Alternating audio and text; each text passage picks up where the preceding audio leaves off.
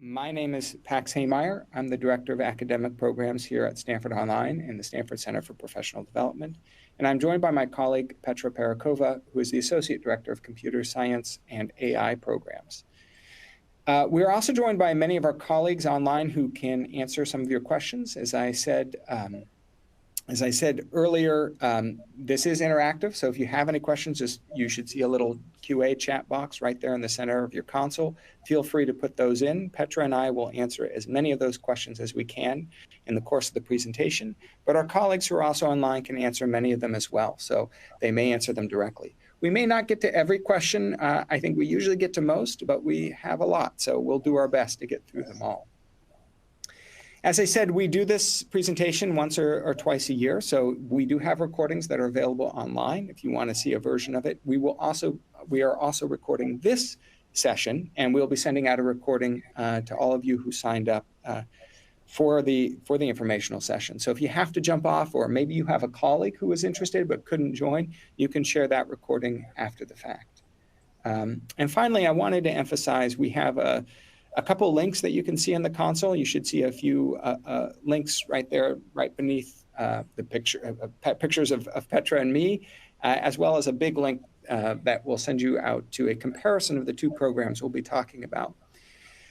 Within that link of resources below the media player, you should see links both to the individual programs we'll be talking about, as well as to our course catalog, so you can see which specific courses are open for enrollment right now. So they're for the professional program, I believe all of the courses are open for enrollment right now. They're not all starting right now. For the graduate program, we have quite a few artificial intelligence classes that are open for fall enrollment, and that enrollment closes on September 8th, and classes begin, I believe, on September 24th.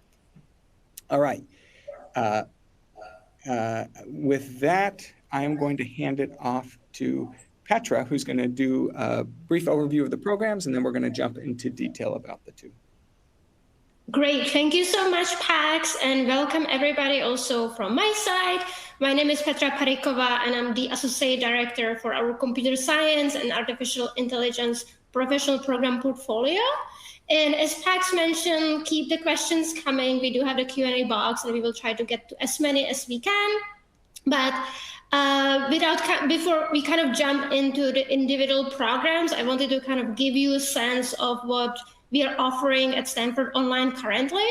So we will be talking specifically about the graduate program and the professional program, which is something that Pax is kind of leading and myself are leading. But we also do have a larger kind of portfolio and options in terms of the courses, depending on what you are interested in.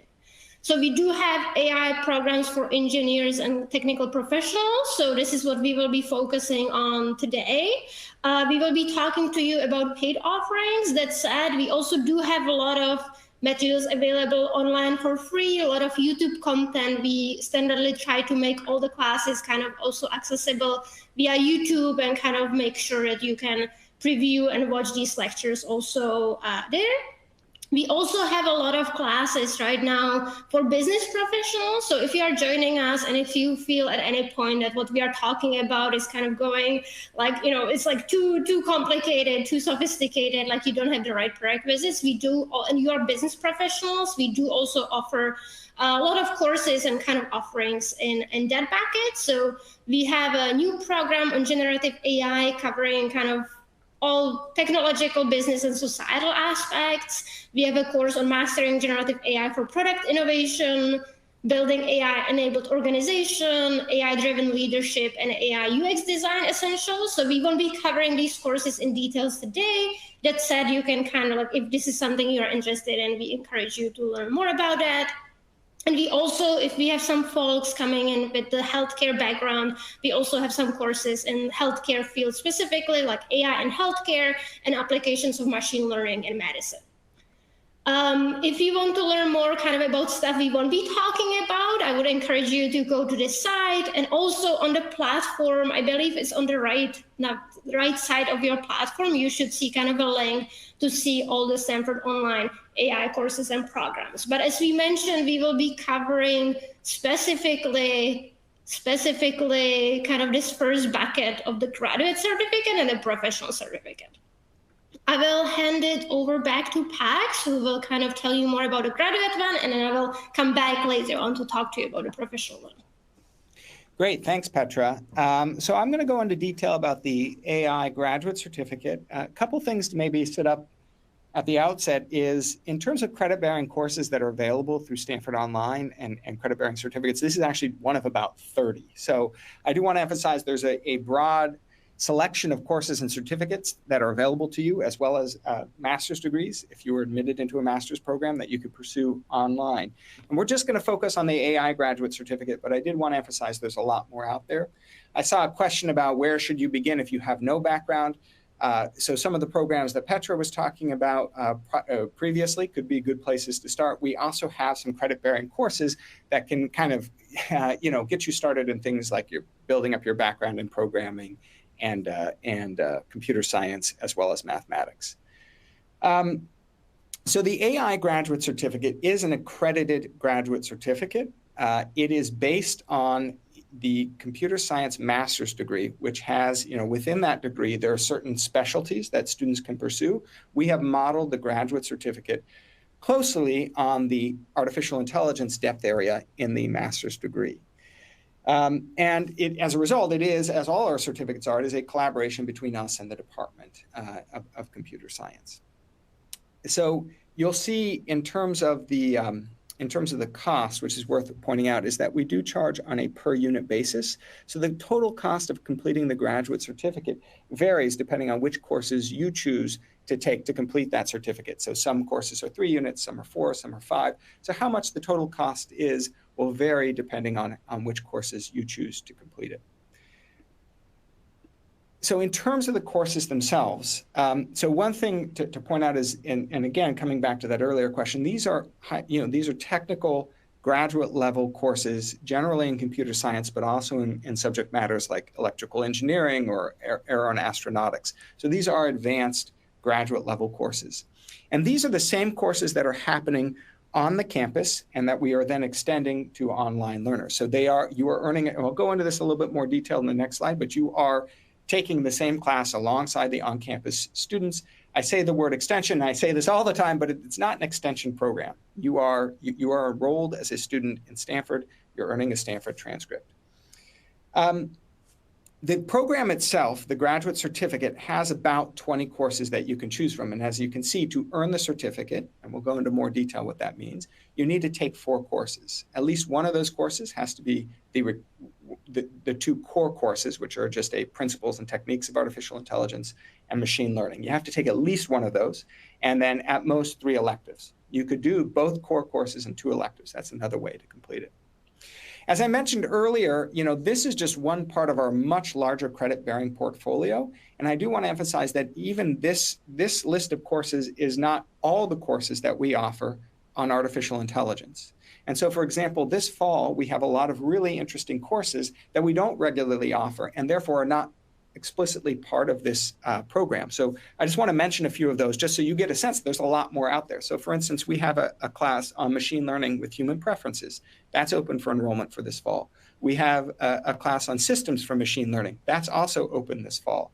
We have a class on optimization algorithms. That might be interesting to you. It's an advanced seminar, so you got to really be excited about optimization, but that's also open for enrollment this fall. So we have a lot of these other courses that are available. So I encourage you, if you're interested in the subject matter, to look beyond just the certificate, explore around in our course catalog. Again, go to those links that we have there in the resources and see the full breadth of what we have available for you to enroll in.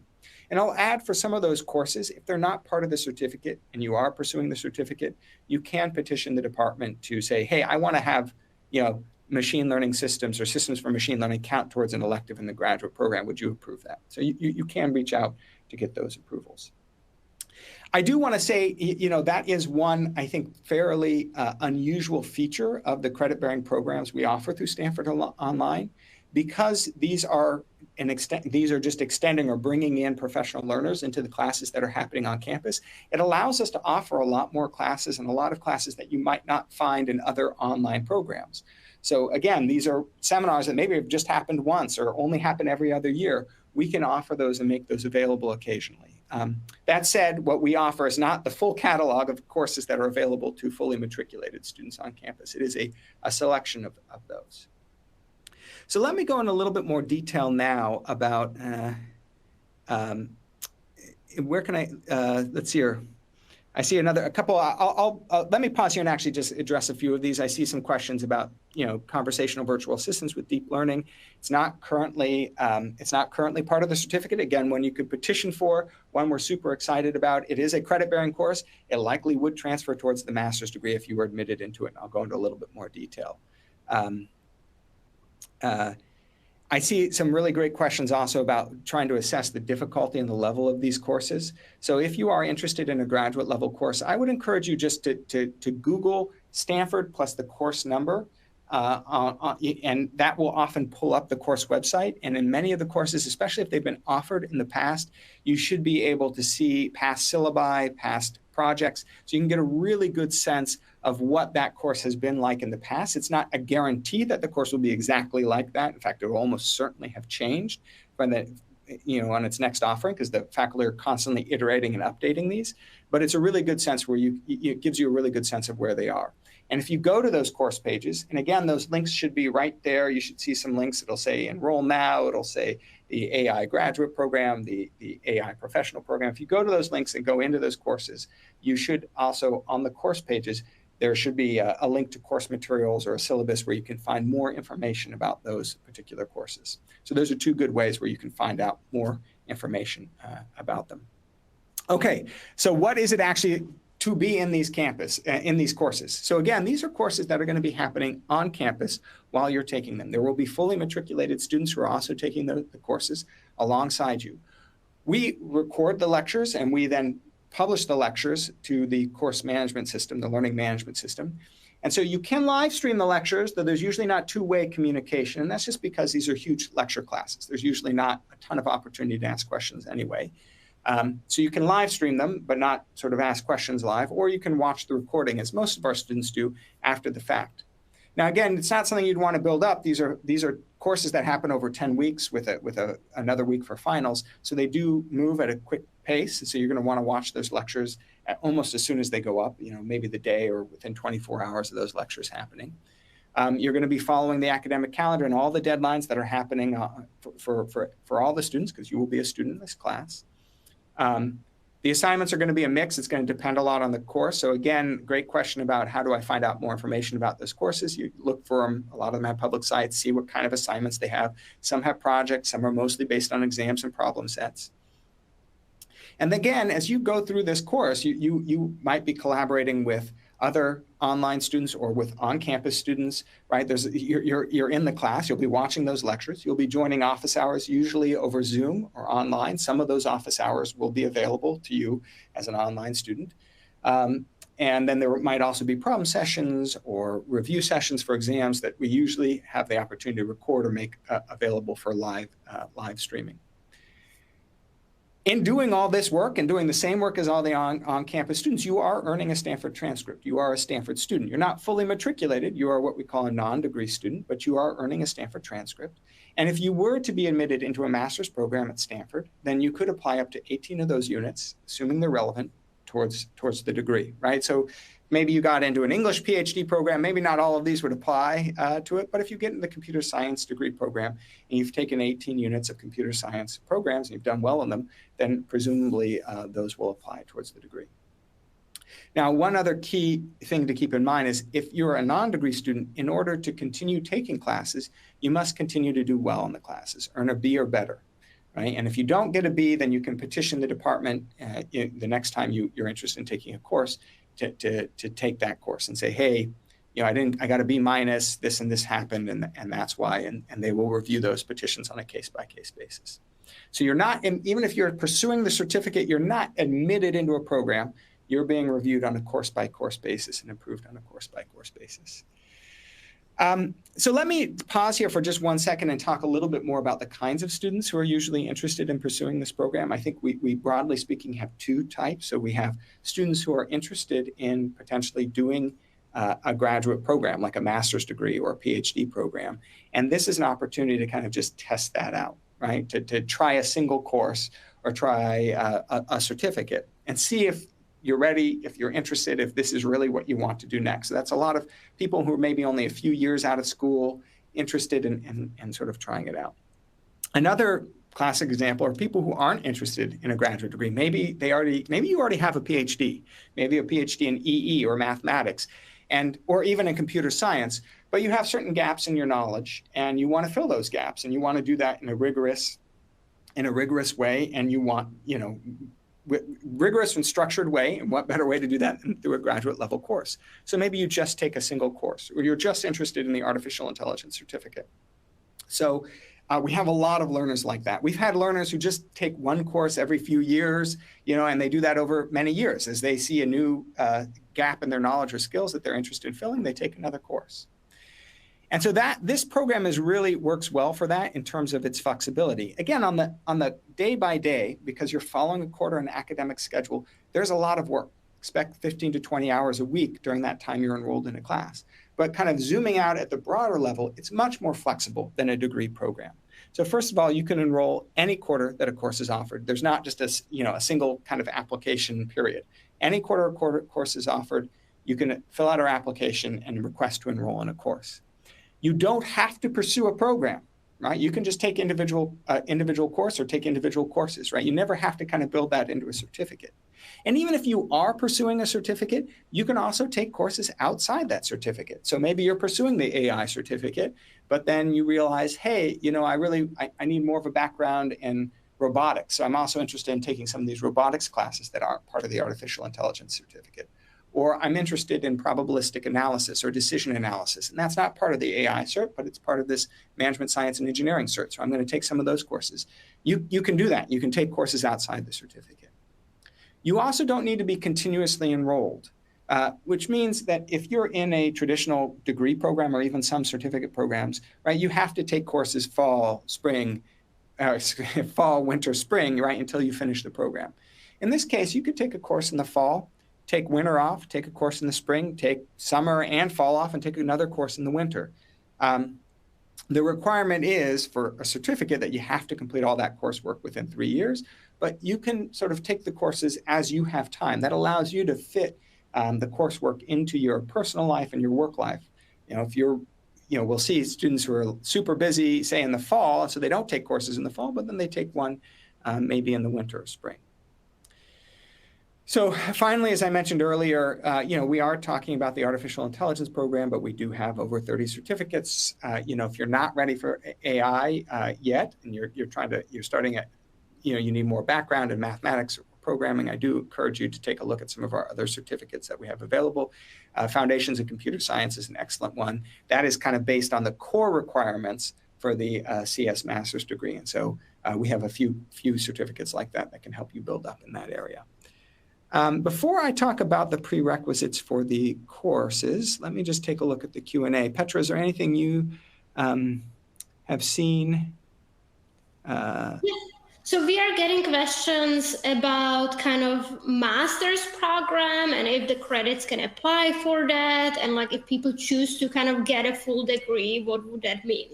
Great. And like questions surrounding all of this. Yeah, these are great questions. And I also see some about the kind of relationship between the professional programs and the graduate programs. So as I said, if as a non-degree student, you can take courses, and up to 18 units that you earn as a non-degree student can be applied towards a master's degree at Stanford if you're admitted.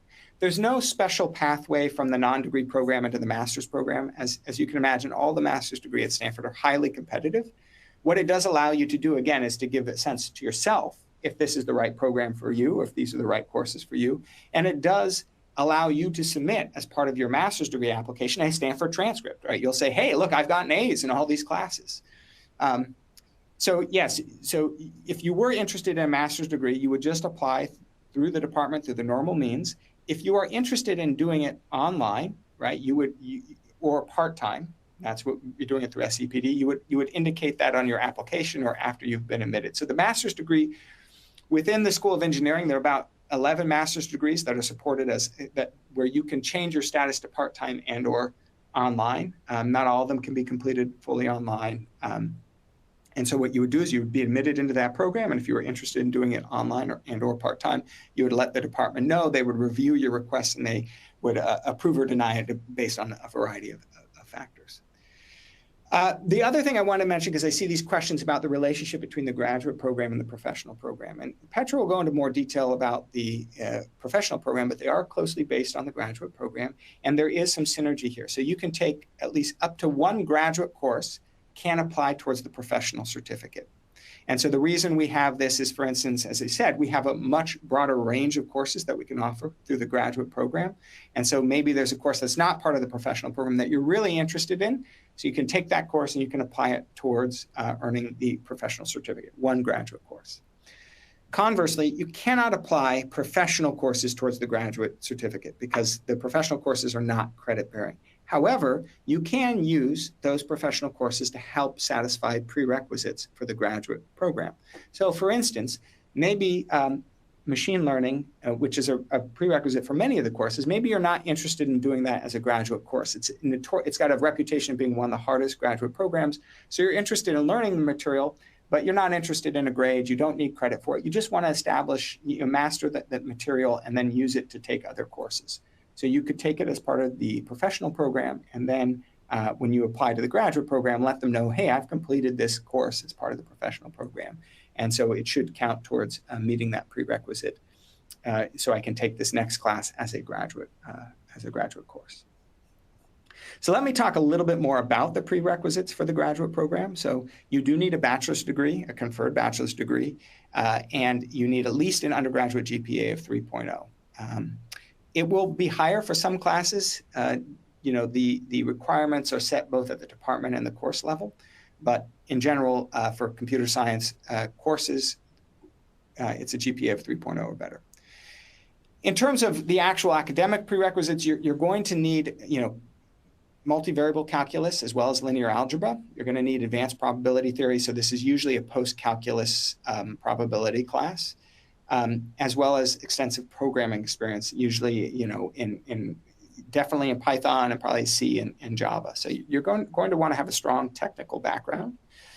I'm going to jump into I'm going to come back to that and discuss it, but just in terms of jumping into the application.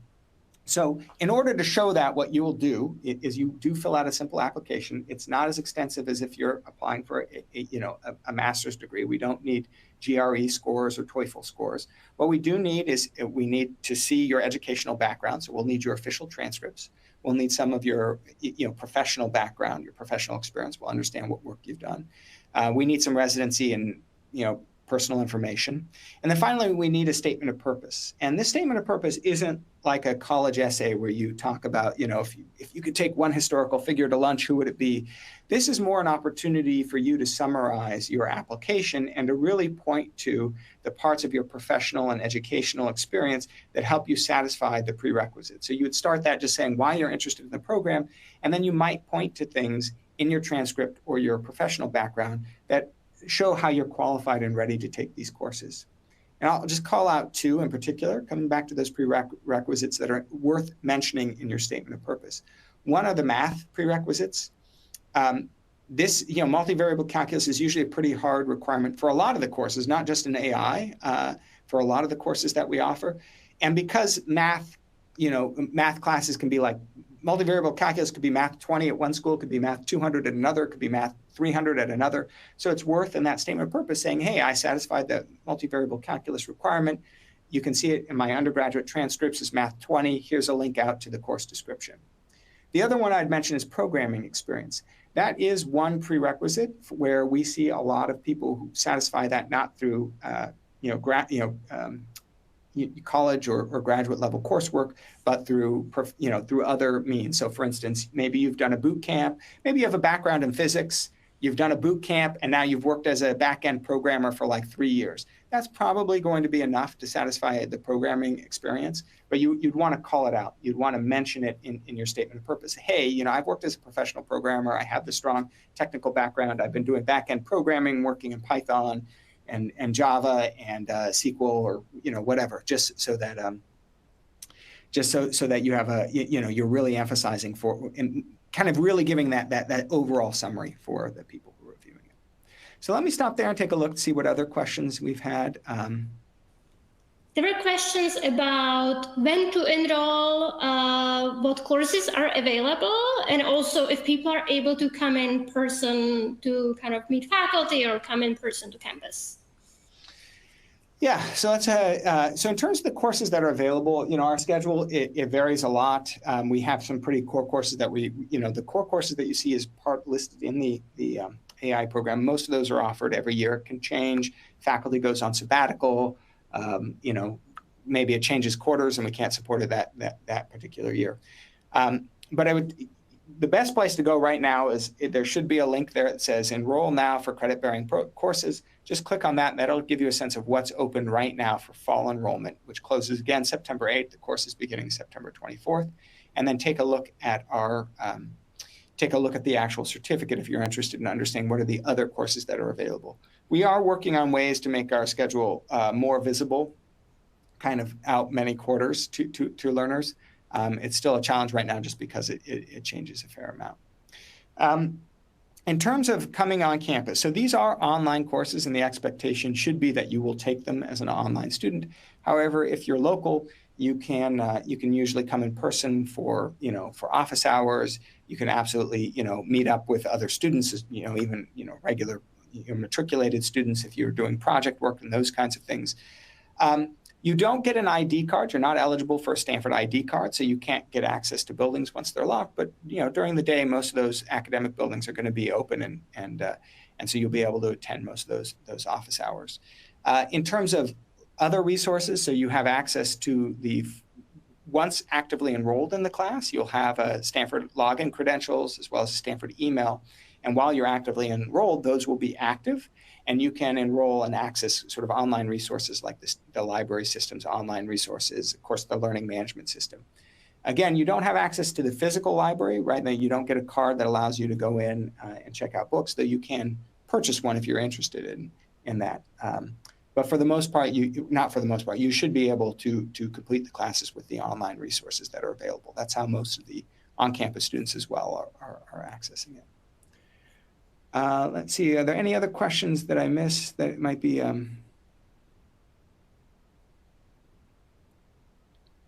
I think those were the main ones, and I think you clarified the prerequisites also, but there were questions like how, does it need to be, can people also take the class again? Should they fail? How would that work? These are great questions, and I, without going too much in the weeds, yes, there can be opportunities to retake classes. We have policies around that. Again, you do have to, in general, get a B or better to continue taking courses. And to earn the AI certificate, you do need a B or better in every course that you're going to count towards that certificate.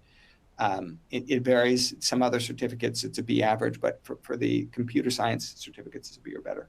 But there's an opportunity for you to potentially retake courses. But again, you're being approved. That's always at the discretion of the department. That your sort of application is being reviewed in full every time you enroll in a course. And again, once you've successfully enrolled and completed some courses and done well in them, that review can go more quickly. They feel confident in your ability to continue taking courses. So I think it's worth maybe moving on to professional programs. I think some of the additional questions will be answered and then we can come back and sort of answer more questions about the two programs combined to better articulate the differences and different opportunities in each one. Great. Thank you so much, Pax. And I will be talking to you now more about the professional program.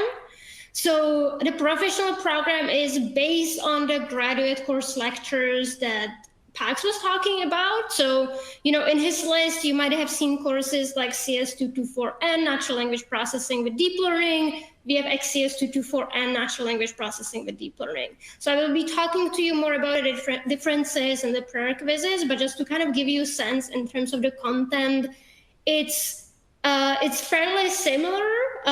We are not trying to make these courses much simpler. We are trying to make them more manageable from the time perspective. So we know many of you kind of might have less time available, and we try to lower the time commitment without losing the rigor. So it really depends on what you are looking for, and we will tell you also a little bit more about kind of how they stand side by side. But from what you can expect from this program is a little bit less of a time commitment. You won't be getting the letter grade, and you won't be kind of like taking the class live together with the Stanford students. That said, like kind of in terms of the level of content and the depth and breadth of the content, it will be fairly similar. So you see here kind of like the price limit, and also we talk about the 10-week courses. Each will be 10 to 15 hours per week on average. And currently we have 8 classes added to the professional portfolio. So you see we kind of have kind of variety of topics with NLP, machine learning, reinforcement learning, kind of being on top of our mind. We just added the deep generative models class. That's like first time it ran was this April. So this is a new class, but all of them are regularly updated to make sure that we kind of stay up to date with the content. However, you're not taking these classes live, as Pax was mentioning, right? Like you're not taking it while this class is running on campus. You're like watching the pre-recorded sessions.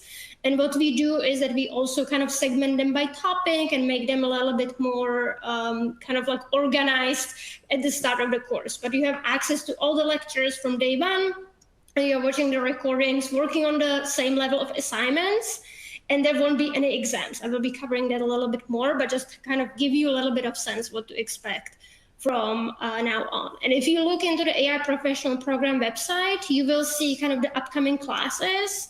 So the next one starting is on September 9th, Artificial Intelligence Principles and Techniques. And if you are very new to all of this, and if you're like more excited about a professional program than the graduate one, this might be a good class to start with if you have not taken any classes before. That said, we still have kind of solid prerequisites.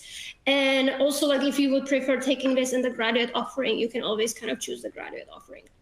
But the next one starting is the AI Principles and Techniques, and then we go to NLP with deep learning and machine learning with graphs.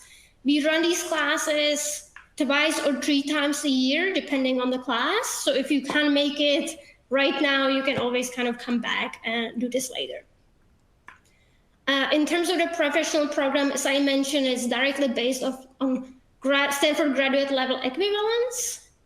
There are recorded lectures with Stanford faculty. So there were some questions also, who is teaching in these? It's all Stanford faculty. So people like Chris Manning, people like Chelsea Finn, people like Emma Brunskill, and like you can kind of find the full list of faculty there. We have Percy Liang, Dorsa Sadiq, and we run them as 10-week cohorts with approximately 160 learners at the same time. So when I was showing you this schedule, like usually each of these classes has, I would say, at least 160 learners. We also have classes with 300 of you.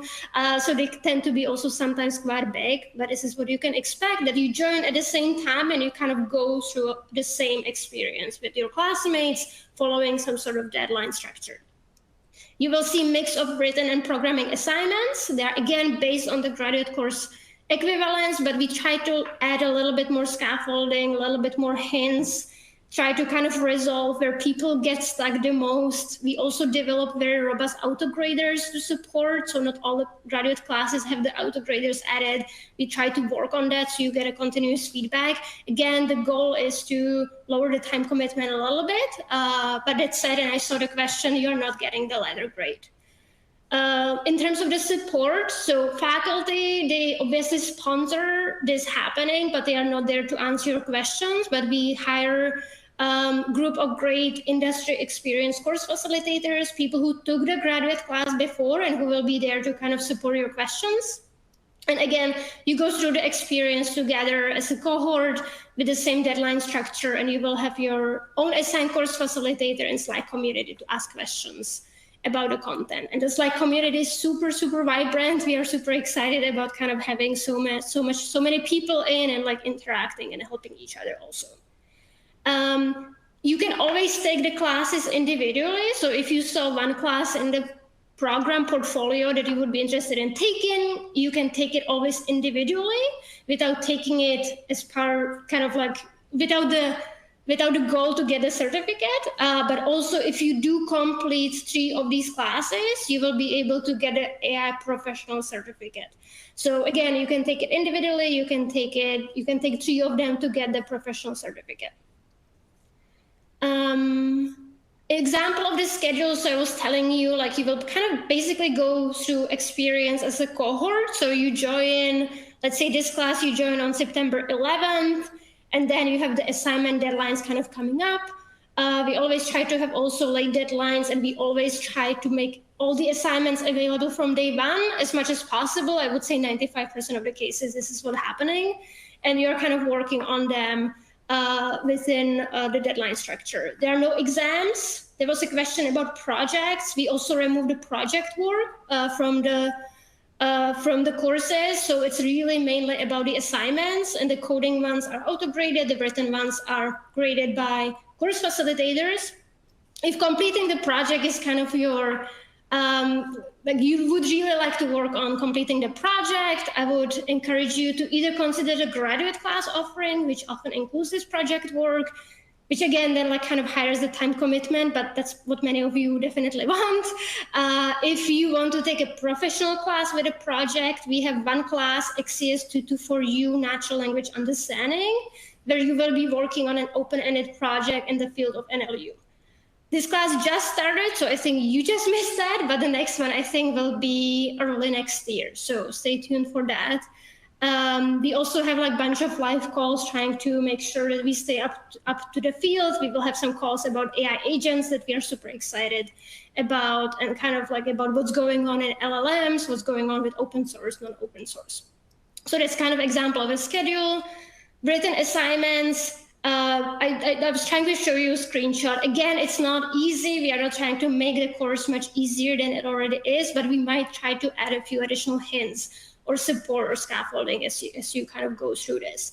But especially CS229, CS221, which are also required courses in the graduate portfolio, you might need to be doing some like proofs, some derivations. So not to scare you, but like I know for some of you, it might be a little bit rusty. It like, you know, you might need a little bit of refresher. All of this said, we put much more effort and emphasis on the programming assignments wherever we can. It doesn't mean it will all be programming. We still do have written assignments, but you will be able to code. Everything is in pure Python. Some of the classes don't even allow any packages, so like you're kind of starting from scratch. That's not the case for all of them, so I would really encourage you to go to individual classes and see what you can expect or ask us about that. And we do have auto-graders for feedback and assessments, and you can kind of keep resubmitting the assignment, hopefully with a good understanding of the subject, to make sure that like you get more points. In terms of the support of the community, I already mentioned that we have the course facilitators with the industry experience. They will be scheduling kind of Zoom office hours. They're available via email and Slack, and the Slack is again a very vibrant community for asking questions. Also, I will pause before I kind of go through the prerequisites again and kind of take a look what questions came in, and Pax, if you saw something that you would ask. It's a question about projects. So there's no project, no exam. How do you collaborate with groups and teams and other students? So we always try to encourage people to form study groups. So we have some sort of a mechanism to create study groups within the classes. We always see some people kind of going and finding people to learn from and kind of engage with. It's obviously not up to, like, not everybody is interested in all of this, so it really depends. So like we always encourage people to go the extra mile, try to find people they can talk to. And we do have some mechanisms to do this. We also have some live calls, like assignment check-in sessions and stuff like that, where you can meet like-minded folks. But that said, we also kind of not leave it up to you, but we feel like the best study groups are still created by people themselves, not kind of being pre-assigned. Pax, did you see any kind of questions we should jump into? I think those are the core. You know, I think there's some questions about the prerequisites for the professional program and, you know, where to start. Again, if you have on the professional program, I believe you link to some refresher courses. So if you have done the background and you just need to brush up, we have some links. We don't endorse those courses, but ones that other students have found helpful. If you don't have that background, you can, of course, you can take courses, encourage you. There are a lot of options for especially the foundational math courses. So you can take a look at a whole variety of options, especially for the professional program. If you're interested in the graduate program, they're going to want to see an actual, especially for the math, they're going to want to see that you have an academic background in it. So they'll want to see either a transcript from a community college, from your undergraduate program, from your graduate program. So they will be, a Coursera certificate or something would not work. It has to actually be a credit-bearing course with a grade for the graduate program. And we do offer some of those through Stanford Online. So for instance, we have a lot of the core CS courses, as well as some math courses through CS that address some of the prerequisites, like a class on the mathematical foundations of computer science, probability for computer science. We also offer a course on multivariable calculus and linear algebra, but that would assume, of course, that you've already done about a year of calculus to get to that level. Petra, what else would you add in terms of the prerequisites for the professional program and how best people can satisfy them? Yeah, and I think our team might be sharing some additional resources, but definitely the Python, we sometimes get questions from people who know Java very well, or some other programming languages. All the assignments are actually in Python, so unless you at least are a little bit familiar with the coding in Python, it will be a little bit more challenging. That said, if you're really proficient in other programming languages and you're able to share it in the application, we won't stop you in that case from taking the class, but we still do encourage you to know Python. And if you don't really have coding background, it will be very difficult to take the classes. So definitely Python. Ideally, you're fully proficient in Python. Outside of that, you might need to be at least fully proficient in other programming languages. Calculus, linear algebra, probability review. So kind of the college math understanding is important. There's a question about bachelor's in engineering. So yeah, usually graduate degrees in engineering are good enough. You should hopefully have an understanding of the derivations, matrix notations and things that are mentioned on this slide. But I would say definitely have some background in this, otherwise it will get a little bit difficult. I did see some questions about kind of the application focus of these classes. So I did point out the written assignments and kind of how useful this is in practice. So if you're a business professional, you might still need to kind of do the translation between what you're learning in the class and what you're actually doing in the field. But if you're actually working professionally in data science, machine learning engineer, I don't know, you kind of work in your field. We have a lot of kind of founders of companies, startup founders. If you actually work with this, you will see a lot of kind of application focus, what you can actually do in your own work. But it said, if you're asking about the application focus for business, then I would encourage you and send you towards kind of the business related classes. This is really more for actually the technical professionals who are working in the field. There was also kind of interesting question about, there are a lot of no-code solutions out there right now. So you can technically kind of do machine learning without actually understanding much of what's going on in the background. It's totally true. And if that's what's sufficient for your own role, we don't discourage you from doing that. But I would say, especially all of our academic directors, like Chris Manning and everybody, they say, while this is possible, having the real technical background of what's going on kind of behind the hood and kind of getting an understanding what all these models are actually doing really helps you with better debugging, with actually developing your own solutions and kind of being innovative and coming up with some new ideas. If you're doing things off the shelf, I'm not saying it's not possible, like especially nowadays, like with all the recent developments, it is possible, but like you know, like we see that people who actually have the right background have a big advantage of like kind of moving the field forward. And I did see that some like business technical CEOs might be discouraging people from doing something like this, but it might still be kind of dependent on people actually understanding the technology behind the solutions, right? So that's what I would say. But if you're kind of interested more in the business applications, we also do have some classes kind of mastering generative AI for product innovation and things like that that could help you with the kind of the application focus. But for us, like we are focusing on the technical one in this session. And Petra, can I build Yes. on that? Just so we've gotten a lot of questions about some of the other programs that are AI related. Again, I would encourage you to go to our catalog. You know, just go to Stanford, just search Stanford Online and go to explore the catalog. You can type in artificial intelligence. So Petra and I are covering the AI professional program and the AI graduate certificate program. Both those, again, are highly technical.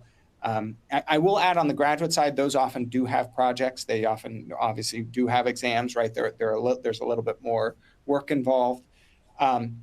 If you're interested in something, you know, we have a lot of, for instance, self-paced courses where you're going to have some exercises. You can kind of work through them as you have time.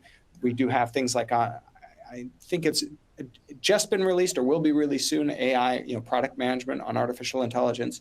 We have other programs on kind of integrating, you know, artificial intelligence into your business organization. Those tend to be more, most of those are self-paced and allow you to kind of work through the material. So there'll be, you know, recorded lectures, there'll be some multiple choice exams, some self-reflection exercises, those kinds of things to allow you to work through that material.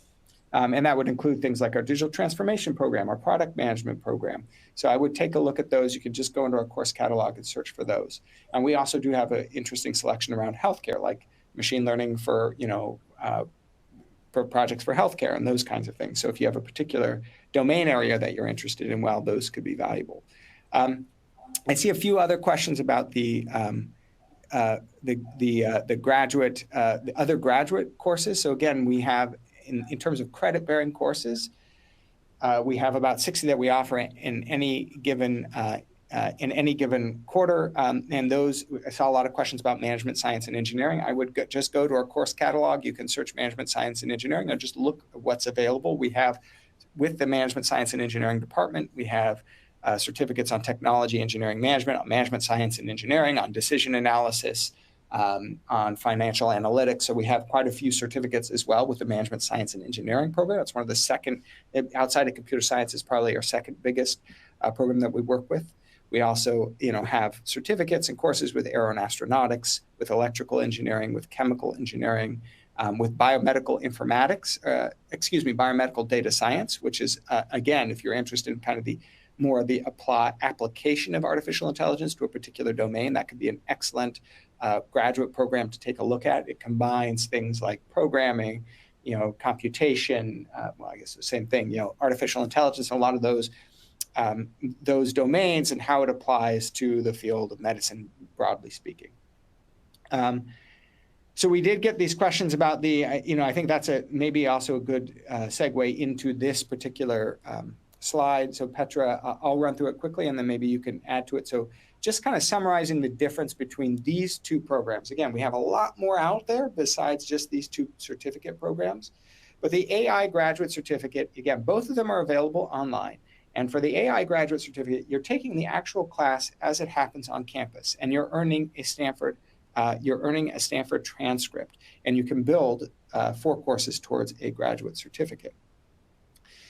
The graduate certificate is going to be a little bit, graduate courses will be a little bit more intensive in terms of the time commitment. So they're usually 15 to 20 hours a week. Some of those really hard classes can be even more than that. They're usually going to have exams. A lot of them will have project work as well.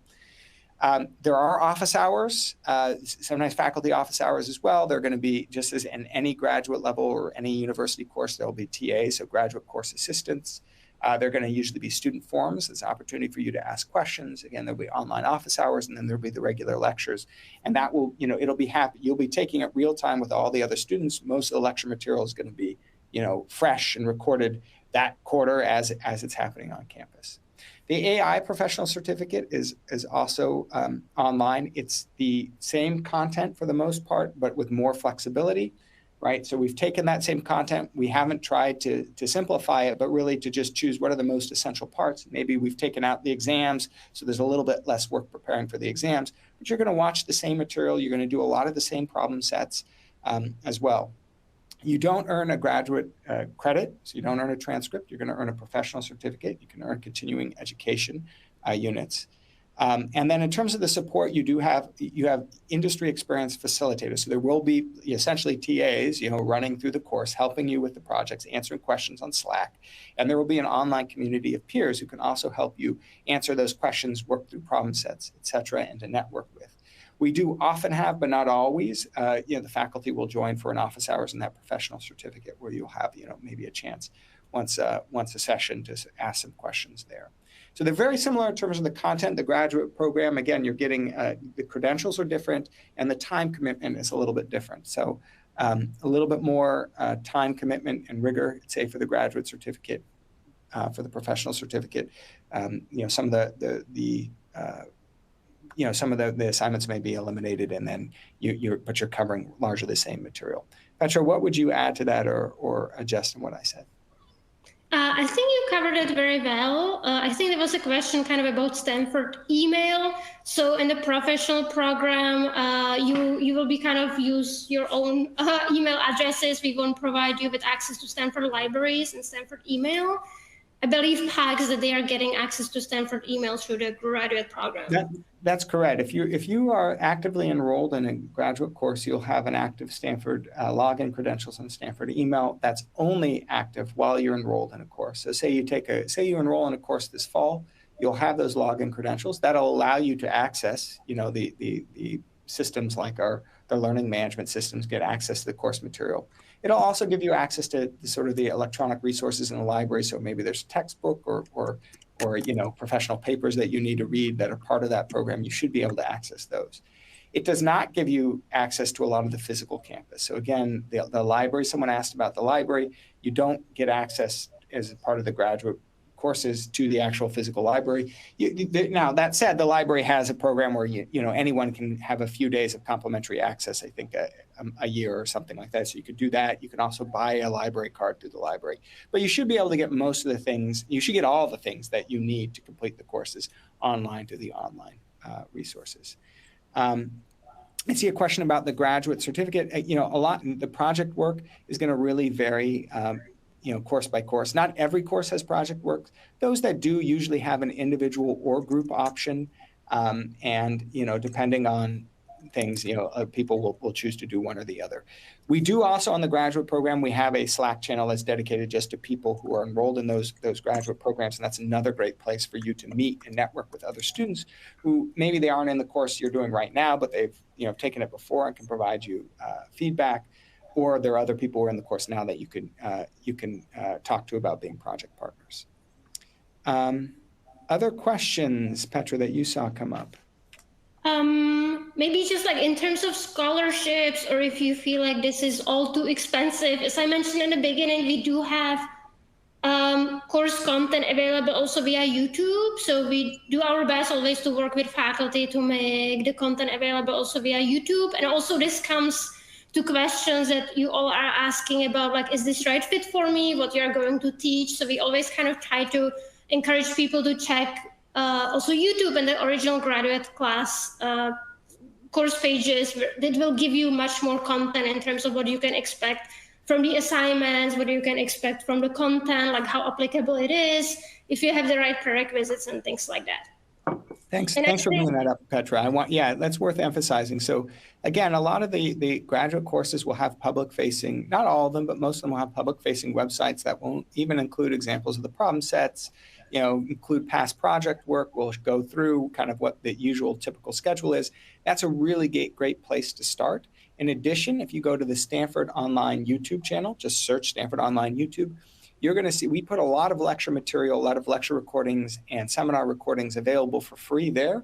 So, again, if you're super motivated, you can probably, do a lot of the coursework yourself by watching past lectures that are available freely or working through the syllabus from one of the courses. But for those of you who are interested, who want that community of other learners who need the kind of discipline that's provided by course facilitators, want that kind of feedback, it's still a really great place to look to get a sense of, well, what is this course going to be like? What am I going to be asked to do? Am I ready for it? And again, I see a lot of good questions about kind of like, oh, I did about prerequisites. So, you know, maybe you had a bachelor's in engineering from 10 years ago and you did linear algebra and multivariable calculus 10 years ago. Usually the departments will see that and they'll approve you to take the course, but there would be an expectation you're probably going to want to brush up on that material before you take the course, whether that's just checking a textbook out of the library, watching some free videos online, working through, a lot of the courses actually will have refresher sessions on some of these prerequisites, right? So they'll have a refresher session on probability distributions. They'll have a refresher on linear algebra. So some of those will be built in, and some of those are, by the way, on our YouTube channel, so you can take a look at those. And then let's see here. So that's important. And then again, the last thing is the relationship between the two. So if you take, there's this CS 229 is machine learning, and that's the graduate course. CS 229 is the professional course that's based on that one, and it's also on machine learning. You can take CS 229, and and if you pass that course, that will satisfy, the prerequisite for a graduate course that requires machine learning. So say you're interested in CS 224N, natural language processing with deep learning. That requires that you have a background in machine learning. If you've done the professional course through us, that would satisfy that prerequisite. It won't count towards the graduate certificate. You don't get a grade, and it doesn't, give you any academic credit, but it can help satisfy those prerequisites. And just to clarify, you still need to complete 3 courses for the professional program and 4, packs for the graduate program. That's correct. Yeah. And again, it's not like that you are kind of reducing the number of courses you need to take. It's just like it serves as a prerequisite for it. That's correct. And so we do have people, for instance, one example would be someone who's interested in doing the kind of again, you're looking at the 2 programs and you say, well, what's kind of, the AI professional certificate is a perfect way to do the core fundamental work if you don't have that background.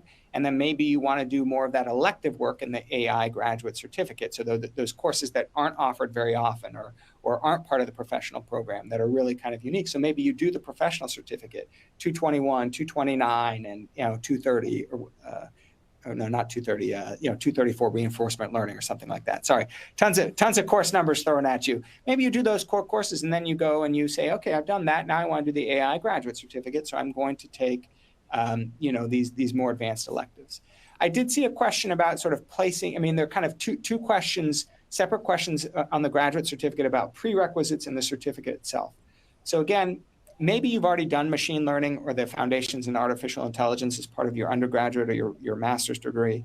So if you're interested in taking a course, and if you're just interested in taking a more advanced course and you've done those prerequisites, you should just enroll directly in that course. And then the department will review your prerequisites and see if you meet them. The second question is whether then, if you pursue the certificate, you can place out of those required courses. That will require an additional petition to the department. When you say, hey, I want to take 4 electives instead of one of the required courses. The reason is I've taken those courses as an undergraduate or as a master's student at wherever. Would you approve that? That will require a separate thing. So if you've done the prerequisites, just apply directly to the course and they'll take a look at your transcripts. If you're interested in sort of placing out of a requirement for the certificate, that will require a petition. And I think in terms of kind of the next steps, if it was probably a lot of information, we will also be following up with the recording and kind of additional links. So we encourage you to take a look.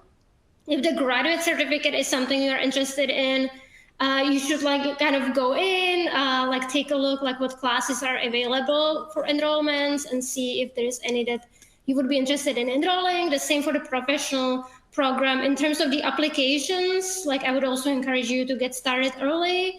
For the professional certificate, you don't need to, I saw some questions about transcripts and things like that. You don't need to submit transcripts, but you should explain well enough how you're meeting each criteria so we can make the judgment.